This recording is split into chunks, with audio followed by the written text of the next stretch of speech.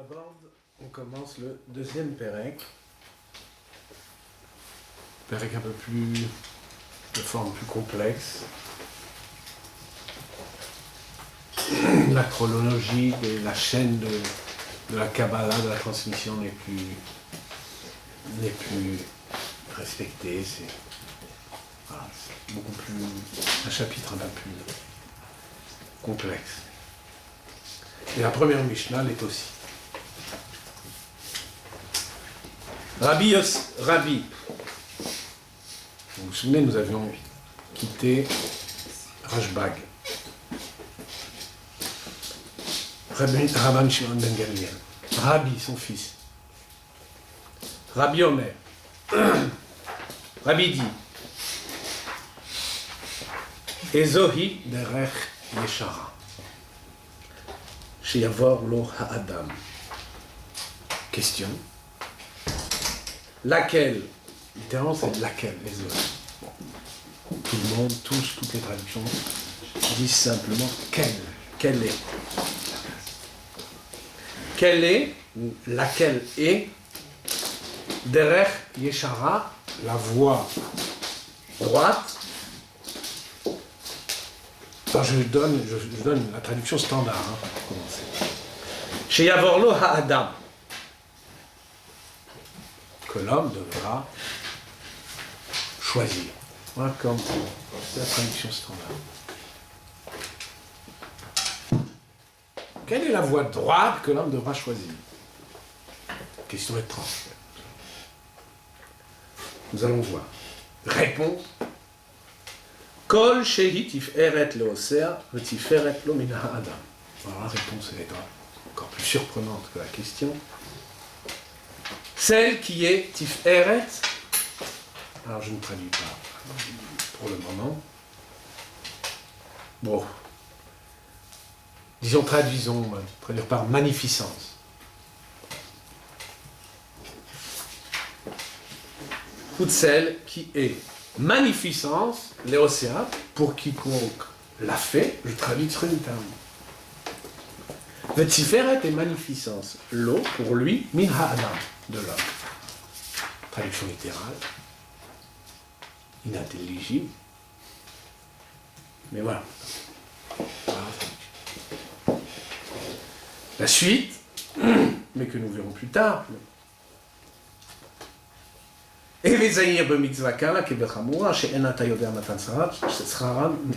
Deuxième proposition, Hevezaïr, prends garde. À la mitzvah petite ou légère, comme à la grande, car tu ne connais pas le matan sachar, le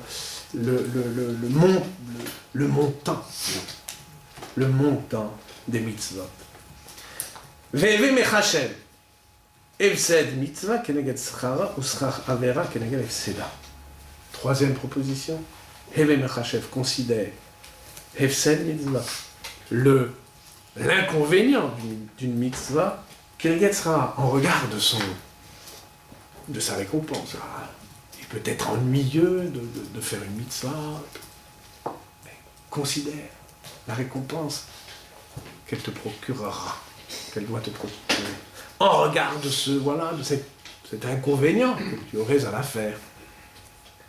Ou sera Havera, et le plaisir que tu tires de la transgression, considère-le Keneged Efseda, en regard du Efsed, du dommage que tu t'occasionnes. Évidemment, vous avez compris, à l'avenir, l'Atid, comme dit Rachid, l'Atid. Mais Istakel, enfin, dernière proposition, Istakel bishlosh advarim.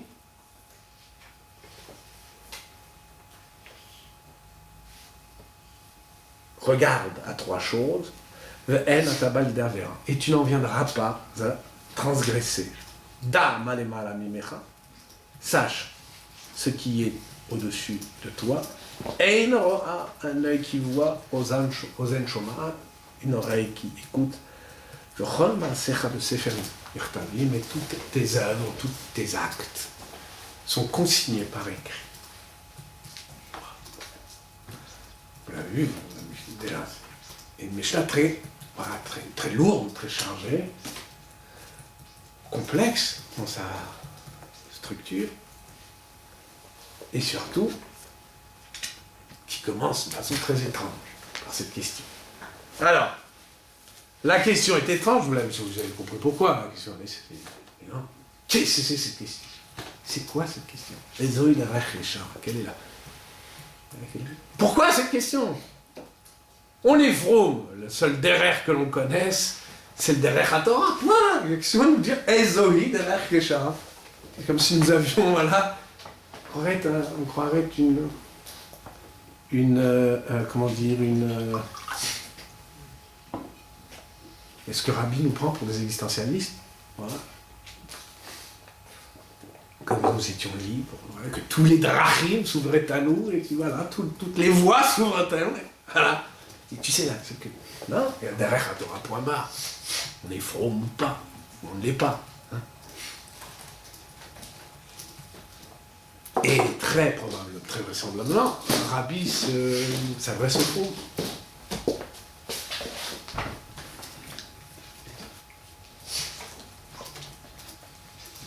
Alors, il y a, chez les Mefarshim, donc je vais m'appesantir, vous l'avez compris, cette séance, sur la première proposition, la question-réponse. Il y a deux grands pirouchim, le pirouche de Rashi et le pirouche de Maïmonide. Rashi, c'est le classique. Rashi donne la version classique de cette première proposition. Rashi dit, très simple, je vous le lis vite fait. Kol derer shi nocha vetiferet mishosinota. Toute voix qui est nocha, qui est, on va dire, aisée, vetiferet. Alors laissons tiferet, puisqu'il est bien obligé évidemment de reprendre le terme de la Mishnah, mais bon, ça ne colle pas trop dans sa... Mais disons, qui est donc facile, le tiferet, et aussi tiferet, le mishéosinota, pour ceux qui la font. Les ota derrière, cette voix, Yivran Adam, que l'homme la choisisse. Le fils, c'est Yadoa, chez Zoa derrière, chez Inocha Leose. Parce que c'est clair, c'est su que c'est ce derrière, c'est cette voix qui est le plus aisé pour celui qui l'a fait. Donc Rashi s'en mêle un peu les pinceaux dans cette et il dit en gros, ben voilà, c'est la voie la plus... Quelle est la voie la plus aisée pour celui qui l'a fait? La voie la plus aisée, c'est celle-là qu'il faut choisir. Mais vous savez, ça va se préciser après, hein, ce qu'il veut dire. Et il dit, Tiferet lo mina Adam. Et qui doit être, et qui est aussi Tiferet, pour lui, mina Adam de l'homme. Chez les Chol Haolam, Yeshara. Donc, il dit, oui, ben c'est une voie qui est non seulement la plus aisée pour lui, mais c'est aussi la voie droite pour tout le monde. Alors voilà, et évidemment, Rashi tombe le masque et dit, bah oui, parce qu'il n'y a pas une transgression qu'un homme fasse, chez Loïtraredbo, qu'il ne regrette. Veyomar belibo, Maasiti, qu'il dise dans son cœur, qu'ai-je fait? Vieshlo bochet minadam. Et il a honte donc devant les hommes. Si c'était vrai ce qu'il disait. Ah, ça se saurait, mais bon, Rashi, lui, fait l'innocent, voilà. D'accord? Donc il dit, on a honte devant les hommes lorsqu'on commet une transgression, alors voilà, c'est donc pas la voie droite. Avanis damen et yado dvar mitzvah, mais s'il survient un dvar mitzvah, une mitzvah, derech yeshara, qui est évidemment, vous l'avez compris, derech yeshara, pour Rashi évidemment, ça ne fait aucun doute, derech yeshara, c'est le derech mitzvah. Vikaimena, et qu'alors ils l'accomplissent, alors, azismach yoter alea, alors là, il kiffe, comme je dirais, nos jeunes crétins d'aujourd'hui. Ils kiffent. Vegam bnei adam mefarim u'shamichin oto. Et les hommes aussi le louent et font son... Bravo, bravo. C'est connu, le monde nous salue quand on fait les mitzvot. Bravo. Il applaudit. C'est un rachid, j'ai peur, c'est un rachid qui tombe des mains, mais c'est, voilà, c'est... Heureusement, on se dit que c'est un pseudo-rachid. Mais, en gros, pourquoi je dis ça, rachid? En gros, c'est... Quand vous commettez une transgression, ben voilà, ça ne peut pas être le derrière Yeshara, parce que vous avez honte, et évidemment, vous avez honte devant les hommes. C'est-à-dire quoi, vous avez honte aux yeux des hommes? Parce qu'évidemment, les hommes, vous le reprocherez d'avoir commis. Tandis qu'une mitzvah, non seulement on est fier, on est content, mais en plus, tout le monde nous applaudit. Voilà. Voilà. Mais c'est la version classique de cette... évidemment, toutes les difficultés, bon, il y a beaucoup. En vérité, cette proposition est difficile, vous allez voir, dans le texte même, dans les mots même. Toutes ces difficultés sont éludées par ce pirouge d'or. Alors Rambam, qui est plus malin, lui, il propose évidemment, le Rambam, de toute façon, c'était pas difficile de faire le malin, il vient et lui, il va proposer la version philosophique. Voilà. En plus, c'est une aubaine pour lui parce que les termes s'y prêtent. Derer Keshara, alors qu'on s'attendrait à avoir Derer Mitzvah. Derer Keshara, quoi ça cause? Quoi ça parle? Et bien, Rambam dit, vous croyez qu'on parle de Mitzvah et de Avera? C'est pas ça du tout. On parle ici de Derer Eretz. Derer Eretz. Les Midat. C'est-à-dire, la correction du caractère. Le tikkun hamidot, la correction du caractère. D'accord? Rambam dit très simplement, évidemment, comme il en a déjà longuement causé, il est très synthétique ici. Il dit, mais voir où il est déjà dit, expliqué, chez Derech HaYeshara, parce qu'évidemment, lui-même reprend l'expression dans son Ilchot Deot, auquel je vous renvoie. Ilchot Deot, dans le Sefer Hamada, il parle là-bas, il reprend cette doctrine que vous avez, dont il va faire ici la synthèse, et c'est en gros la doctrine du Derech Yeshara, de la voie droite. C'est quoi la voie droite? Mais voir, c'est déjà dit, je l'ai déjà expliqué, c'est les actions bonnes que nous avons, dont nous avons parlé dans le 4e Pérec des Shmona Prakim des 8 chapitres. C'est-à-dire son introduction, sa longue introduction au Pirkei Avot. Voilà. Mais Hamaalot Hamemutzaot. Ça c'est le mot-clé. Alors il dit rien, il dit que 2 mots là, mais évidemment c'est tout un...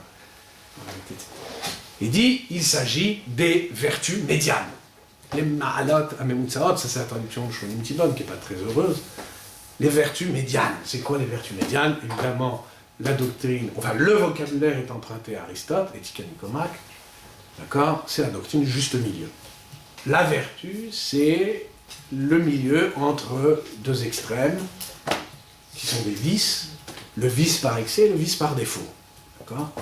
Je donne plusieurs exemples. Vous avez, prenons par exemple, dans chaque mida, prenons, je sais pas moi, le courage. Le courage, c'est la vertu entre la lâcheté, qui est un vice par défaut, et la témérité, qui est un vice par excès. Le courage, c'est le juste milieu entre la témérité et la lâcheté, la couardise.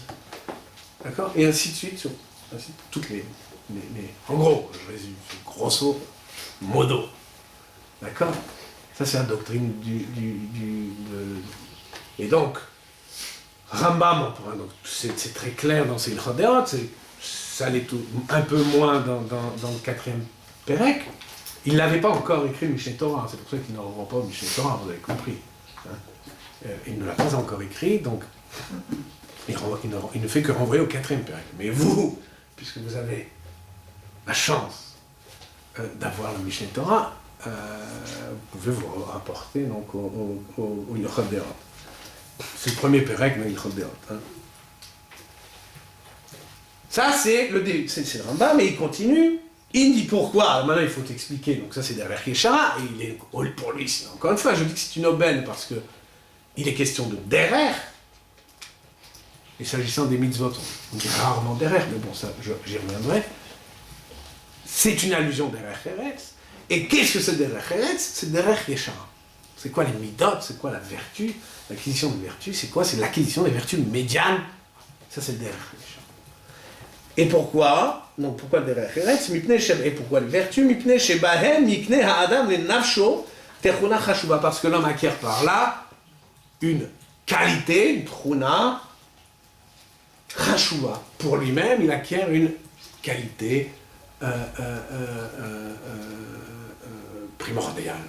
C'est comme ça qu'il acquiert, il acquiert, si vous voulez, les qualités. V'yeh minhago, ça c'est pour Tiferet, les océans, d'accord? Et Tiferet lo min ha'adam, v'yeh minhago tov im bnei adam. Et en outre, il est non seulement il acquiert une qualité d'âme, en outre, il est tov im abriot, il est bienveillant, aimable, bon avec les hommes. D'accord? C'est ça qu'il dit, Omro, Tiferet lo serve Tiferet lo min ha'adam.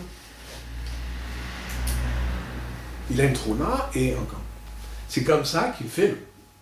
Il va un peu vite, hein, il ne s'apesantit pas, lui, sur le détail du texte, mais voilà, c'est comme ça qu'il entend Tiferet lo serve et Tiferet lo min ha'adam.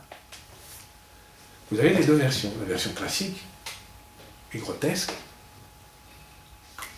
si je puis me permettre, et la version philosophique, dont on devine que, bon, qu'elle n'est pas Mekoubelet, comme on dit dans les chivotes, qu'elle n'est pas, c'est pas la version la plus reçue. Voilà. Voilà. L'embarras, il y a beaucoup d'embarras. Encore une fois, ni Rashi ni Rambam ne s'apesantissent vraiment sur Pirkei Avot, sur la Masechet Avot. D'accord? Pas de...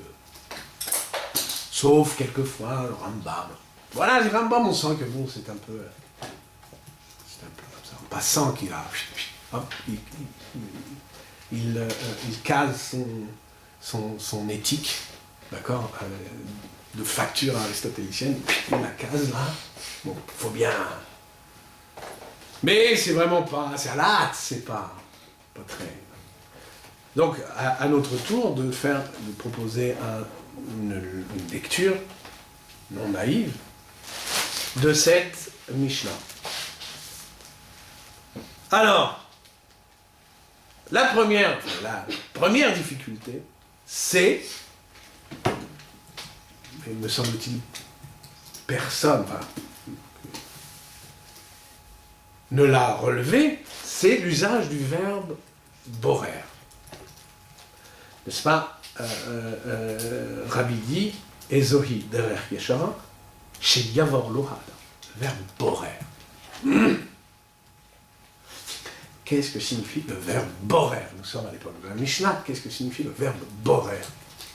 Dans le Mikra, dans l'hébreu biblique et dans l'hébreu rabbinique, que signifie le verbe borer? Le verbe borer ne signifie pas choisir. C'est faux. C'est un contresens. Borer signifie trier. On le sait. Pour ceux qui font Shabbat, on sait que Brera, Melechet Brera, la Mlachat Brera, c'est une des plus compliquées de la liste des Mlachot. Brera. Brera signifie, et je citerai Shabbat pour le coup, Rav Hamnuna, Brera signifie séparer le mauvais du bon. Dans l'hébreu de la Mishnah, séparer des Chazal, séparer le ochel du psolet. Donc le ochel, le comestible du psolet, du déchet. En hébreu, borer psolet mitoch ochel. C'est ça, borer psolet mitoch ochel, c'est ça le sens de brera. Pour preuve, Amar Rav Hanouna, dans Shabbat justement, 74a pour ceux qui veulent être précis, Rav Hanouna dit borer ochel mitoch psolet. Un homme peut, enfin un juif peut, trier et manger le ochel mitoch psolet, le bon aliment, le comestible du déchet, borer ou maniach, ochel mitoch psolet. Il peut aussi trier et laisser de côté le ochel, le bon du mauvais. Ça, il peut. En revanche, ce qu'il ne peut pas faire, c'est quoi? Psolet mitoch ochel, lo ivror. En revanche, le mauvais du bon, lo ivror. Il ne devra pas être borer, on est Shabbat. Parce que là, c'est une lacha. Ve'im berer, et s'il le fait, chayav khatam. Il est chayav khatam. Donc la melacha, et Rashi dit, parce que ça, c'est le derer brera. Derer brera, c'est ça. Borer, psolet mitoch ochel. Ça, c'est le sens de brera. D'accord?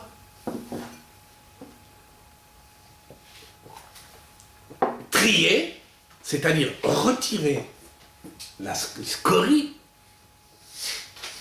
du ochel. Donc,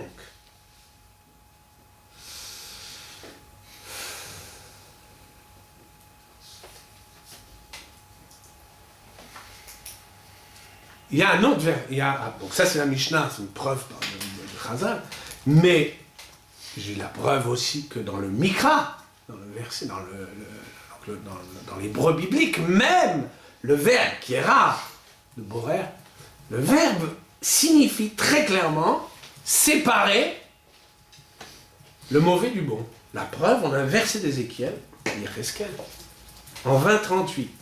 Le verset dit Uvaroti mikem hamordim. J'ai séparé de vous les mordim, les rebelles, mordim. J'ai séparé de vous les mordim. Exactement, le psolet. J'ai séparé le psolet. Ça, c'est borer.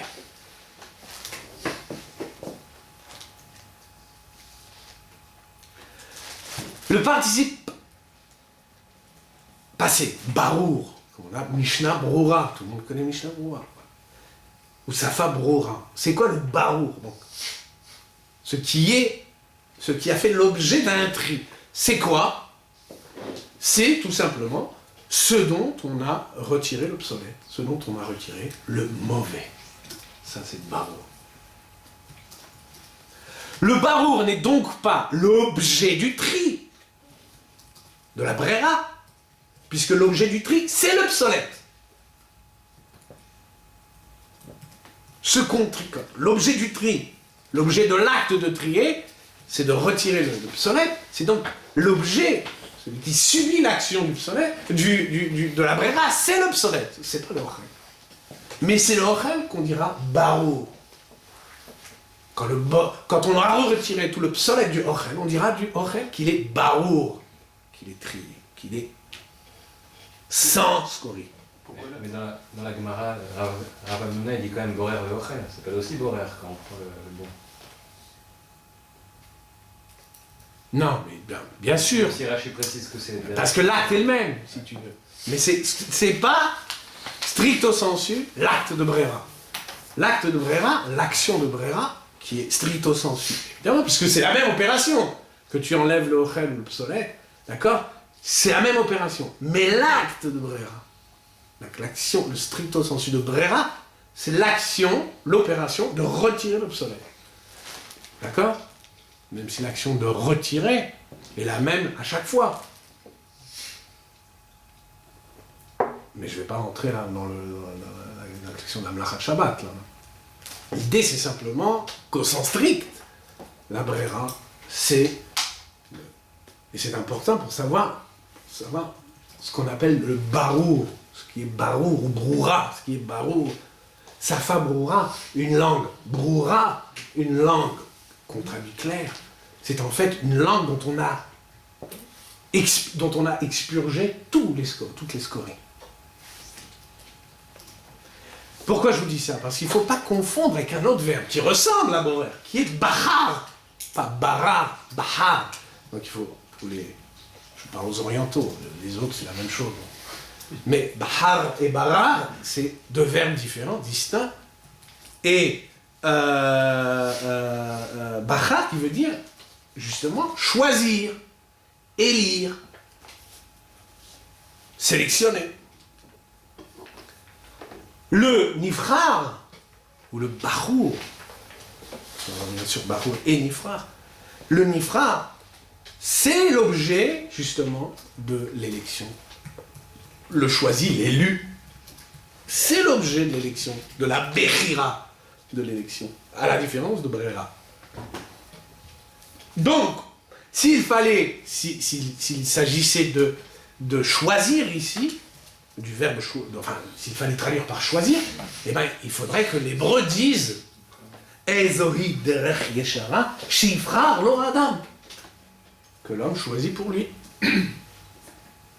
C'est tellement vrai. Alors évidemment, je peux vous citer le verset célèbre, ou vacharta bachaim, et tu choisiras la vie, tu es libre.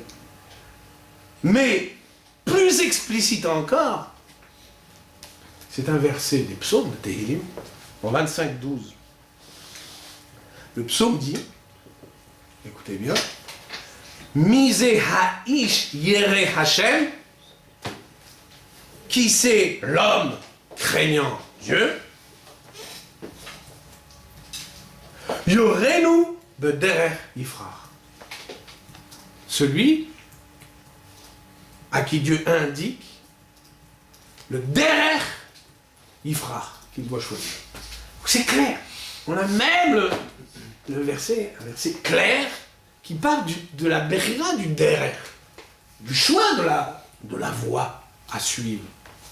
C'est en termes de bechira. En termes de brera, ça n'a pas de sens. Donc, quand on est sensible à l'hébreu, tout de suite, ça devrait pas. Non, c'est pas.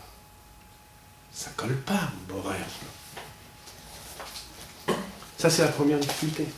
Pourquoi? Chez Yavor lo ha'adam. Chez Yavor. La deuxième difficulté, moins évidente, c'est, cette fois, c'est dans la deuxième partie, dans la réponse, Kol she'itiferet lo osea, ve'tiferet lo min ha'adam. La petite difficulté, le petit accroc, c'est que le osea, le osé, donc le osea, celui qui fait la chose, et le hu de l'eau, tiferet l'eau, min ha'adam, dans les traductions, c'est le même, il s'agit du même, mais syntaxiquement, ça cloche. Quand on dit Kol shehi tiferet lo osea, ve tiferet l'eau, le hu de l'eau, n'est plus le même que le osea, n'est plus le même homme que celui dont on dit osea, que alors disons le mot parce que je vais le traduire comme ça, que le pratiquant. C'est plus le même, semble-t-il, syntaxiquement, il y a comme un décrochage. Pour tous les méfarchim, pourtant, il s'agit bien du même homme. Tous, personne ne doute qu'il s'agit du même homme. Pourtant, encore une fois, la phrase, il y a quelque chose. Ça, c'est pour le petit accroc. Je reviens à la première, donc deux difficultés. Il s'agit d'affronter. Difficulté, c'est fait pour qu'on les affronte. Je reviens donc à la première difficulté.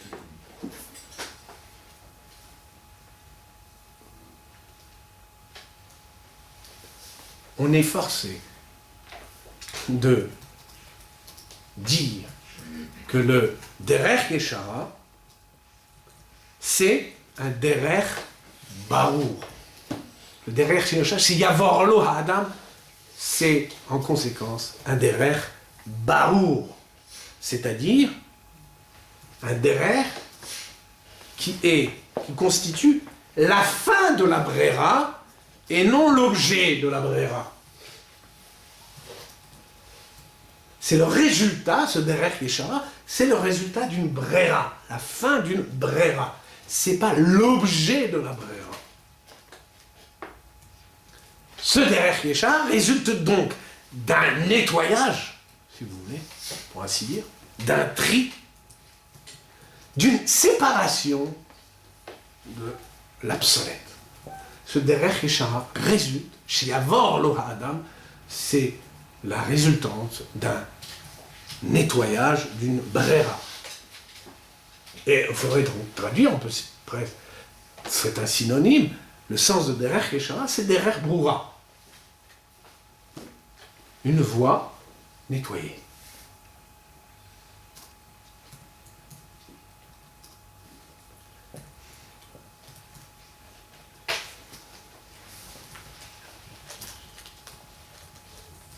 Donc, trier sa voix, puisqu'il s'agit de ça, trier sa voix, ça revient à dire, comme trier le blé, retirer de cette voix tout ce qu'elle comporte d'obsolète. De quelle voix il s'agit, nous le verrons.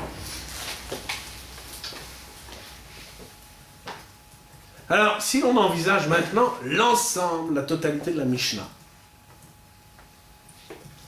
le nocé, le sujet général de cette Mishnah, porte bien sur la mitzvah et la Avera. On regarde le sujet, quand on regarde l'ensemble de la Mishnah, le sujet général, c'est la mitzvah et la Avera. Rabbi nous parle de la mitzvah et de la Avera. Le ton même est au sermon. D'accord ? Si vous écoutez, s'il faut traduire, parce que dans l'hébreu, vous pouvez toujours vous imaginer que ça fume, mais en vérité, on traduit très simplement, c'est un sermon qu'il nous fait.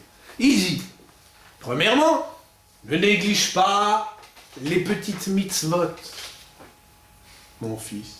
On voit bien le prêcheur.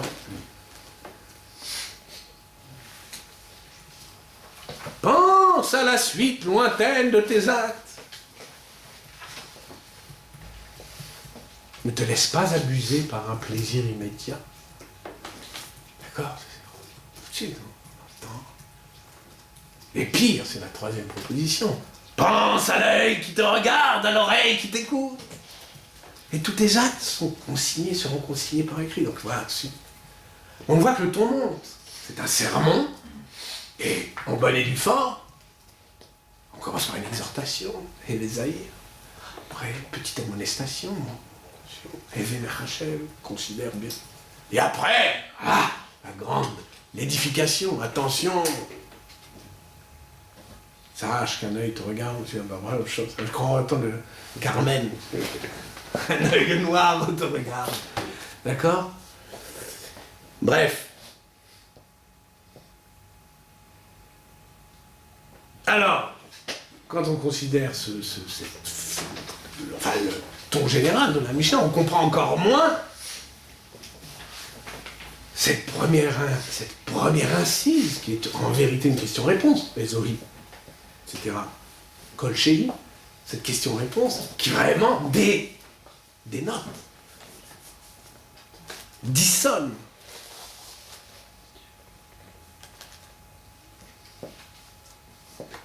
Évidemment, pourquoi, comment ? La question se pose-t-elle? La question ne devrait pas se poser. Surtout voilà, l'ensemble de la Mishnah concerne la mitzvah et la Avera. Comment Rabbi peut venir et dire d'entrée, Ezoi derech Yeshara, mais il nous parle que de la mitzvah et la Avera. Mais derrière, il n'y a pas d'autre derrière que la mitzvah. Il n'y a pas d'autre derrière que celui de la mitzvah. C'est quoi cette... Vous voyez, comment dire, le décrochage de Rabbi, soudain. D'abord, on se dit, et puis, clac, il finit en prêchi, prêcha. Donc c'est évidemment. Je grossis le trait. Le seul derrière qu'il envisage, ou qu'il devrait envisager, ou envisageable en tout cas, pour un pratiquant, le seul derrière, le seul juste même, n'en déplaise aux philosophes, Maïmonide, le seul juste, c'est le derrière à mitzvot. Derrière à mitzvot. La voie des mitzvot. La voie légale, comme on dirait. Il n'y a pas d'autre voie que la voie légale. Alors c'est une expression, derrière à mitzvot, c'est une expression qu'on croit que... En réalité, c'est un apax dans les Télim, hein, dans les psaumes, encore une fois.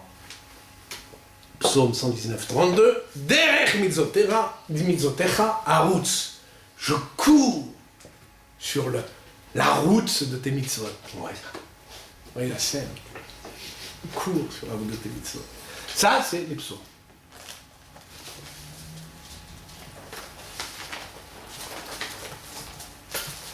Donc, il n'y a pas d'autre voie pour le pratiquant que la voie légale. Pourtant, ce que j'ai voulu montrer là, par le petit dikdouk, la petite, sur dikdouk Alachon et sur Borer, ce que j'ai voulu montrer, c'est principalement ceci. Que par Derer Yeshara, il ne s'agit pas d'une voie distincte, à part entière, qu'il faudrait choisir parmi d'autres. Ça, c'est le contresens. Derer Yeshara, ce n'est pas une voie parmi d'autres qui serait la bonne, ou la droite. La voie de l'orthodoxie. Il s'agit d'une voie, il s'agit bien d'un derrière, d'une voie. Disons même qu'il s'agit de la voie légale, donc le derrière mitzvah, mais voie qu'il a fallu trier, qu'il a fallu être borer. En gros, la derrière Yeshara, c'est la derrière des mitzvot, c'est la voie légale que l'on aura triée pour obtenir derrière Yeshara. Que l'on aura tiré, séparé de l'obsolète. Par chez Yavor, lo ha'adam, il faut entendre en vérité, donc, un futur antérieur. Bon, c'est une petite subtilité de langue, mais il n'y a pas de futur antérieur en hébreu. Enfin, marqué. Hein, et en français, il faudrait rendre la phrase par un futur antérieur. Je reprends donc la traduction. Laquelle est la voie droite? Entendez la voie légale, que l'homme aura triée. Chez Yavorlo Ha'adam, quelle est la voie droite que l'homme aura triée? Dont l'homme aura retiré les scories.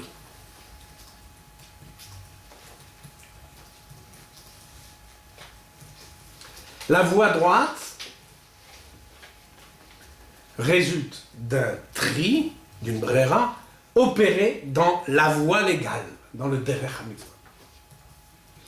Autrement dit, il s'agit d'une voie dans la voie, d'un derech, au sein même du derech ha-mitzvah, d'une voie dans la voie.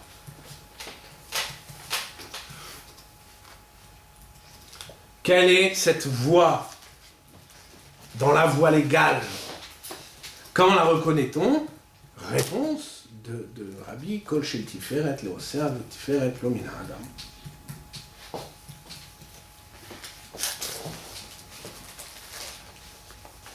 Alors je vais revenir maintenant tout de suite sur la deuxième difficulté. Juste une petite remarque auparavant, c'est que ce qu'il y a de sûr, c'est que ce Derech Yeshara est présenté comme Tiferet. Ça je dis rien, c'est un fait. Il présente ce Derech Yeshara comme un Tiferet. Tiferet, c'est, je traduis par magnificence, suprême beauté, éclat. d'aucuns même traduisent par foi, par gloire. Je traduirais, moi, je préfère la traduction de magnificent. Comme magnificent. Comme éclat. On a un verset fameux des psaumes, des proverbes, pardon, le Michelet, en 20-29. Tiferet Bachurim Kocham, l'éclat de la jeunesse, c'est sa force. Tiferet Bachurim Kocham. Ce qui est étonnant, c'est l'emploi d'un tel mot. Ce mot appartient, le mot de Tiferet appartient au discours emphatique, notamment au discours prophétique, qui va arriver, toujours très emphatique. Oh, Hana, oh, Tiferet. Dans le Lachon Chazal, dans l'hébreu rabbinique, ça fait pompeux, ça fait ça. Je sais pas. J'allais dire que ça fait baquer. Je peux plus le dire maintenant. Je suis déjà fâché. Alors, c'est sublime, sublime, sublimissime, ou sublimissimissime. C'est ça Tiferet. Donc c'est très emphatique. Qu'est-ce que ça veut dire Tiferet? C'est d'autant plus surprenant dans la bouche d'un moraliste.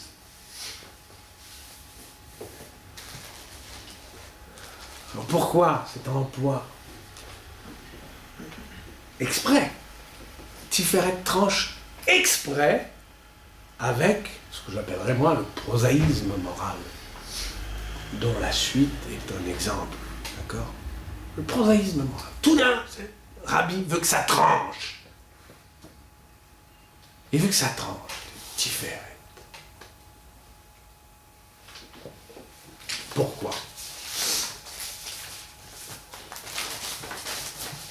Alors pourquoi ça? C'est comme si, et je m'expliquerai par la suite, comme si seule l'emphase pouvait exprimer l'emphase du mot Tiferet, seule l'emphase pouvait exprimer quelque chose de ce que Rabbi pense d'éclatant dans le Derech Yeshar. Il faut l'entendre au sens, vraiment, il faut l'entendre avec force. Il y a quelque chose d'éclatant dans ce Derech Yeshar.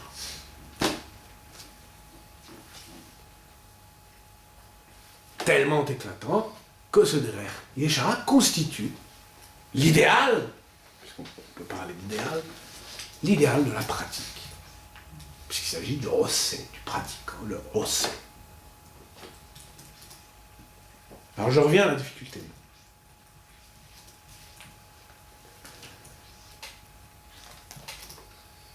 Kol shehi tiferet leosea vetiferet lo min ha'adam. On parle du Derech Yeshar. Alors quelle est cette voie droite? Droite, sans travers, sans soleil. Réponse, celle qui est une Tiferet, pour qui l'a fait. Alors, on vocalise dans le dire OCA. Je ne veux pas revenir, chicaner sur... La plupart des manuscrits portent OC, maintenant qu'on peut lire effectivement OCA, mais bon, je ne vais pas chicaner là-dessus. Admettons qu'il faille lire OCA. La question c'est, mais qui fait quoi? Les OCA, qui l'a fait? Qui fait quoi? C'est quoi ce he, ce pronom personnel complément? He, OCA, qui l'a fait? C'est quoi? Ça renvoie à quel nom? À quoi? Alors, quand vous lisez, ça renvoie évidemment, vous allez dire tout de suite, bah oui, ça renvoie au nom d'Erer, au Derech Yeshar. Au Derech Yeshar. Mais le problème, c'est que Osederer, ça n'existe pas.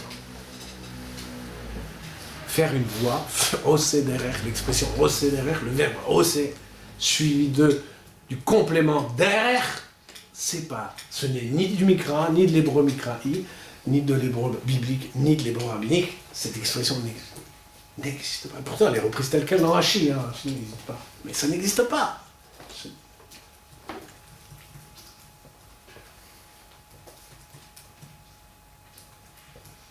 Ça n'existe pas. Donc, c'est un problème. Océa, le hé de Océa ne renvoie pas au Derech Yeshar. Ou à la Derech Yeshar, la voie droite. À quoi renvoie-t-elle? Alors si, quand j'en ai formulé l'hypothèse, le Derech Yeshar consiste dans une voie de la voie, c'est-à-dire consiste dans la voie légale épurée.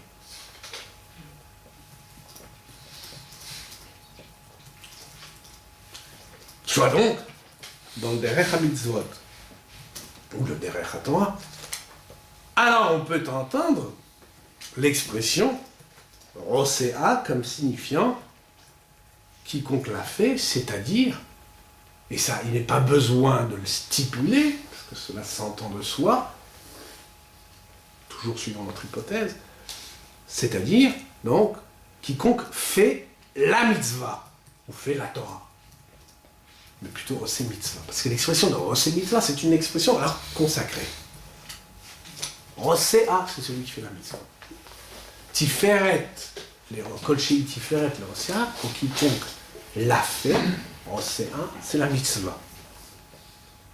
Alors il faut relire du coup la formule de Rabbi Houda, de Rabbi. Quelle est la voie derrière Yeshar? Sous-entendu, la voie des mitzvot, mais épurée, mais sous-entendu des mitzvot. Il va de soi qu'il s'agit du derech ha-mitzvot, contrairement à ce que prétend le Rambam. C'est le derech ha-mitzvot. Ce derech Yeshar, c'est une voie dans la voie des mitzvot. C'est donc un derech ha-mitzvot, c'est derech des mitzvot. Que l'homme aura trié. Quelle est donc cette voie, sous-entendu, des mitzvot, droite, que l'homme aura trié?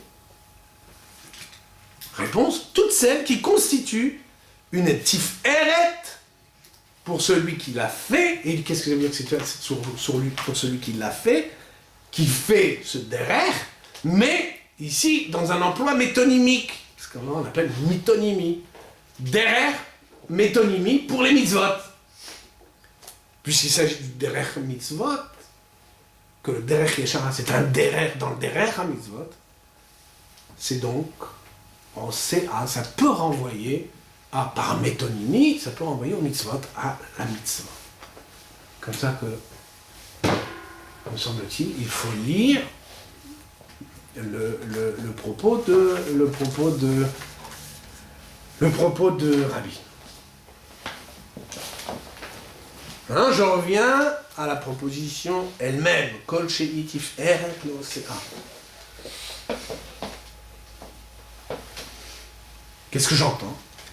J'entends qu'il s'agit de faire quelque chose. Nous avons des mitzvahs, mais là, peu importe, je reviens maintenant sur le tiferet, l'expression du tiferet. J'entends qu'il s'agit de faire quelque chose qui, ce faisant, devient une tiferet pour celui qui l'a fait.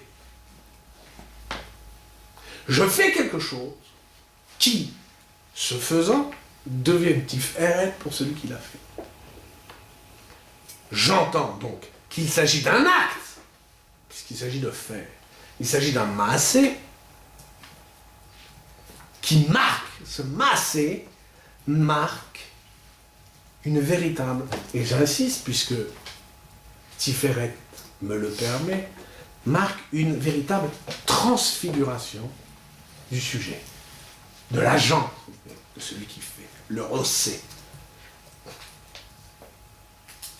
L'acte marque une transfiguration, alors quel qu'il soit pour le moment. L'acte marque une transfiguration du sujet qui agit. L'acte, son œuvre, pour reprendre la formule chrétienne, son œuvre marque la transfiguration de celui qui l'a fait. C'est ça, Kol Sheli Tiferet l'océan. Notez bien que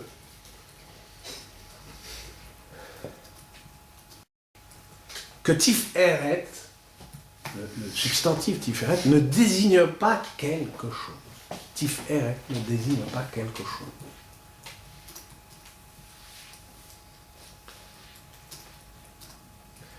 Tiferet ne désigne même pas un prédicat.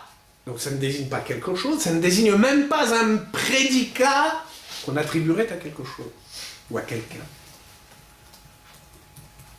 Je reprends l'exemple de Michelet. Tiferet Bachurim Kocham. Tiferet Bachurim, la magnificence de la jeunesse, ou l'éclat de la jeunesse, Kocham, c'est sa force, sa vigueur. Le prédicat, c'est Koach. Le sujet, c'est la jeunesse. Le prédicat, c'est Koach, la force, la vigueur. Et Tiferet, c'est un troisième terme. C'est quoi Tiferet? C'est un prédicat du prédicat. Tiferet caractérise le rapport du Koach à la jeunesse. Le Koach de la jeunesse se manifeste comme Tiferet, comme magnificence, comme éclat.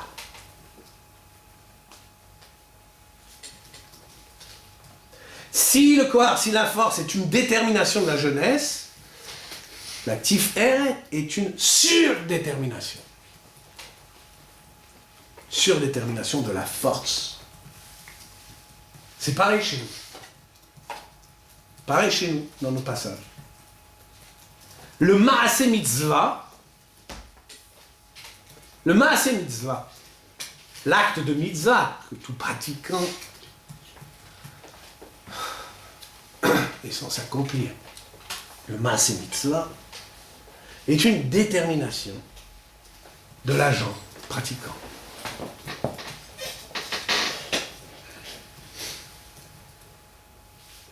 Un prédicat, si vous préférez. L'œuvre est un prédicat de l'agent. Nommément donc le pratiquant.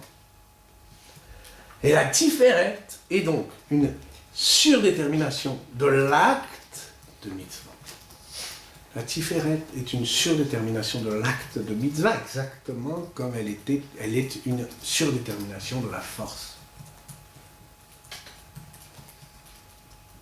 Plus généralement de la pratique. Si vous préférez, elle est un éclat, elle est l'éclat de la pratique.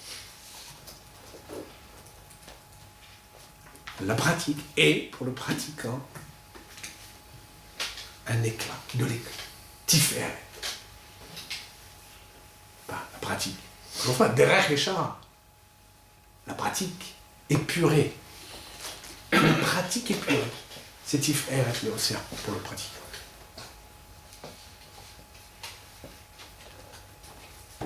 À la différence d'avec Proverbe, que dans le cas des Proverbes, la force est naturellement, de soi, Tiferet de la jeunesse. Naturellement. La force est de soi, d'elle-même, l'éclat de la jeunesse. La jeunesse n'a rien fait pour que la force soit son éclat. En revanche, chez nous, la pratique n'est pas de soi Tiferet pour le pratiquant. Ce qu'on apprend avec Rabbi, c'est que la pratique n'est pas Tiferet de soi, n'est pas de soi Tiferet éclatant, n'est pas l'éclat. Autrement dit, la pratique n'est pas de soi éclatante. La force est éclatante par elle-même, la force dans la jeunesse est éclatante par elle-même. La pratique, chez le pratiquant, ne l'est pas de soi. Pour être éclatante, la pratique nécessite, elle, à la différence de la force dans la jeunesse, la pratique nécessite, elle, la brera, le tri. Il faut avant, au préalable, que le derech à mitzvot s'épure en derech yeshar. Que la pratique, la voie légale s'épure en voie juste, en voie droite.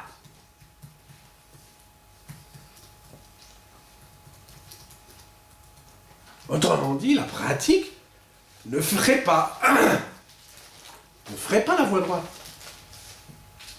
Tant qu'elle n'est pas broua, tant qu'elle n'a pas subi la brera ou le birou, si vous préférez, tant qu'on n'en aura pas retiré de cette pratique, tant qu'on n'en aura pas retiré l'obsolète.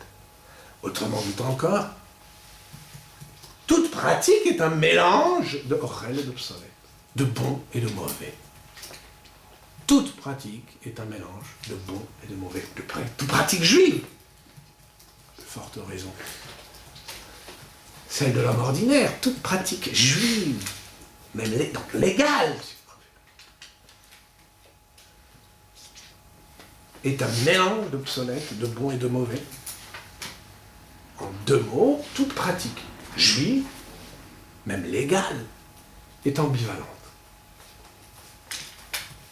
Tant qu'il n'y a pas le birour, tant qu'il n'y a pas l'opération de Brera, cette pratique reste ambivalente, mélange de bon et de mauvais.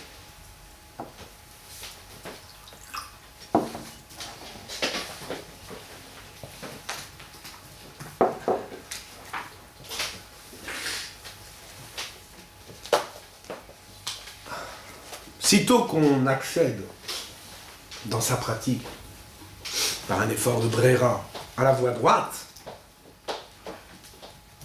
à la derech yeshara, à la voie droite, alors, on se trouve transfiguré par ses actes, par ses œuvres. On se trouve transfiguré par ses œuvres. Non, c'est la définition ou la conséquence de cette brera? C'est la conséquence.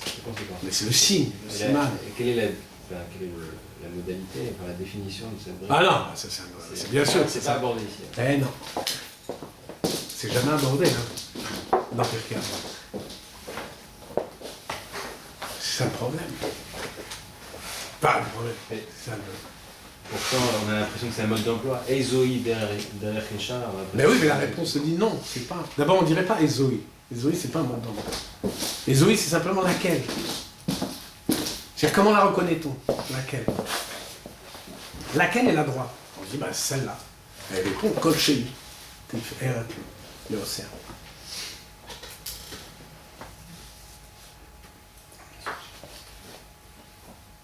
Alors, transfigurer, ai-je dit, et encore j'insiste, c'est la raison pour laquelle, quand je parle de transfiguration, c'est apprendre au sens strict. Un homme qui n'est pas transfiguré par ses actes, pas un homme, oui, un homme, c'est dit, mais disons, un ossé, un pratiquant, qui n'est pas transfiguré par ses actes, bah, c'est de la religion, mais c'est pas, ça ne nous concerne pas. Enfin, c'est pas notre. Mais, dit Rabbi, l'homme est non seulement transfiguré par ses actes, mais encore, et c'est ça le plus surprenant, mais encore par l'autre. Tiferet lo min ha'adam. Le Tiferet, lui, vient d'autrui. Alors, je fais exprès, hein, parce que vous avez compris. J'ai une double casquette, donc il faut que lui vient d'autrui. C'est pas tout à fait juste, mais je vais m'expliquer.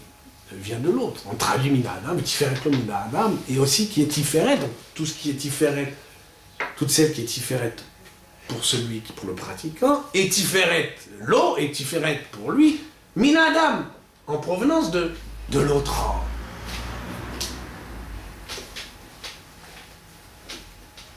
La Tiferet ne vient donc pas seulement d'une pratique épurée, mais encore d'autrui. Mais c'est pas tout à fait juste, puisque le mot c'est Ha'adam, de l'homme. Tiferet lo min Ha'adam. Et c'est sérieux quand il dit Ha'adam. Et pas Mechavero. C'est d'autant plus sérieux que la première proposition dit Ezohid. La question se pose en ces termes. Ezohid erech yeshara, sheyavarlo ha'adam. Ce n'est pas pour rien.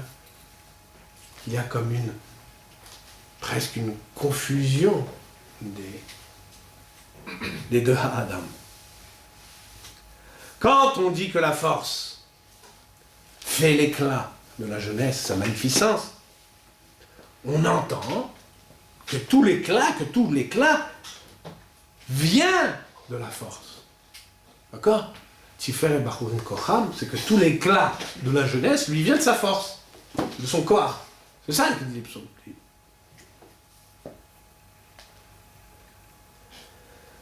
Quand Rabbi ajoute que l'éclat vient au pratiquant de l'homme, on entend donc que tout l'éclat ne lui vient pas de sa pratique, même épuré. Autrement dit, il ne suffit pas d'une pratique même épurée, une pratique pour faire éclat. Il faut encore, entre guillemets, l'autre homme, ma dernière concession à Lévinas, plus exactement, il faut encore Adam, l'homme. L'homme, Adam. Je dirais presque qu'il y a comme une astuce rhétorique de la part de Rabbi. C'est exprès, encore une fois, qu'il dit chez Yavor lo ha'adam, et après, V'tiferet lo min ha'adam. Comme si ha'adam, l'homme, était en vérité le même dans ces deux propositions. Ça veut dire quoi?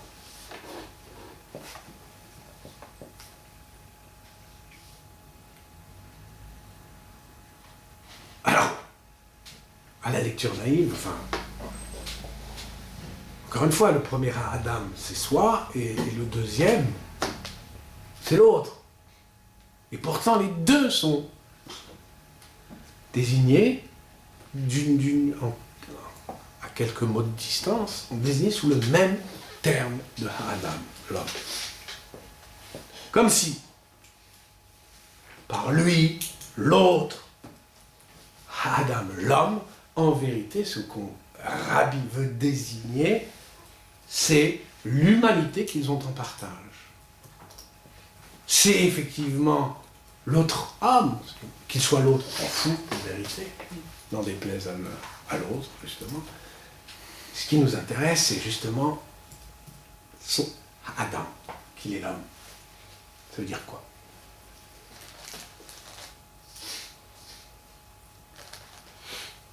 Ça veut dire que la Tiferet lui vient de sa pratique épurée. Tiferet l'Anser, Kolchi Tiferet l'Anser.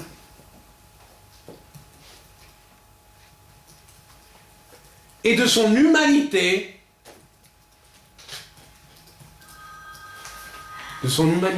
devenue patente.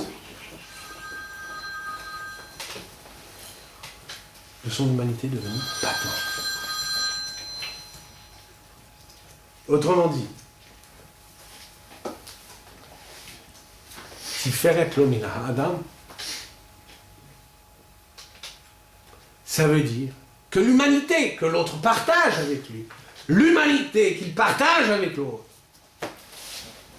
lui confère de l'éclat, éclate. On est loin, très loin, vous le devinez, d'une pratique inhumaine. Une pratique qui transforme les hommes en machines, cafards, en je ne sais trop quoi, Kafka nous a assez dit ce que ça pouvait donner, n'est-ce pas, hein, il suffit de relire son... J'ai qu'à faire exprès, hein, enfin la métamorphose. Voilà, la transfiguration dans la pratique et la métamorphose. C'est soit le cafard, soit l'homme, Adam.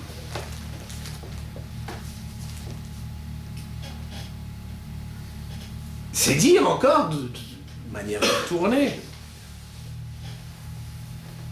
combien la pratique qui rend les hommes laids, les cafards, qui les métamorphose, cette pratique est un fourvoiement, un derer lo yeshar. Tout pratiquant se fourvoie si, par sa pratique, il n'est pas plus éclatant, plus homme. S'il n'illustre pas, illustrer, c'est ça, la chose de Tiferet, au sens fort, au sens de Plutarque, vie des hommes illustres, Tiferet. S'il n'illustre pas l'homme, s'il n'y a pas Tiferet l'homme Adam, s'il n'illustre pas l'homme, ça, c'est le sens de... Telle est la voie droite derrière Kéchan. L'épure, j'insiste, l'épure de toute pratique. Celle d'une éclatante humanité. C'est ça, la leçon de Rabbi. Pour le moment. Parce que les choses se compliquent après, vous l'avez dit. Voilà, donc on fera la prochaine fois les autres propositions. Proposition, donc voilà. Le sermon, il pourrait être intitulé la séance suivante, le sermon de Rabbi.